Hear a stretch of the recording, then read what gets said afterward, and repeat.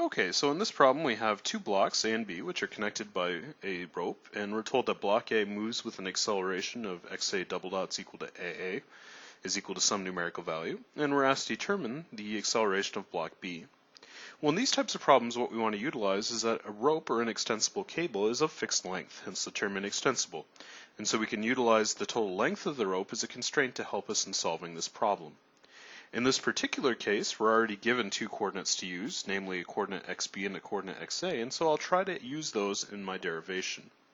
So if I start to add up the lengths of this rope segment here, what we'll note is that we have one segment here that's of length xb, and a second segment that's xb minus a little constant, if you would, so we'll have from that 2xb. And then I have a third length of rope, which is here on a diagonal, which if you would, if we define the initial position of that block with respect to the top to be a constant, let's call it c, is going to be in this case some constant minus xa. That is, as xa increases, that length of rope decreases. So we can say that 2xb plus a constant minus xa is equal to some other constant.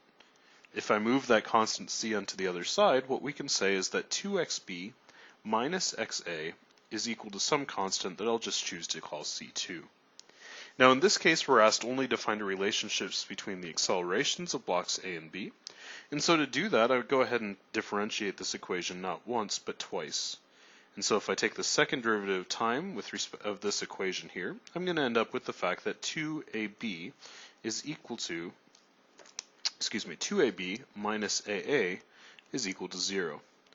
If I want to get from this the acceleration, I'll have that AB is equal to, in this case, AA divided by 2. Now that gives me the magnitude of acceleration. This problem statement asks for the acceleration itself, which we will assume is in vector form.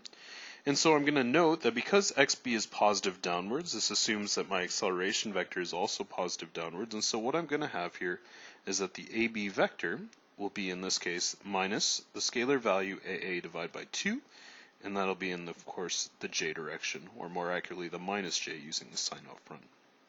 Okay, that should wrap up this problem. Best of luck as you proceed through it.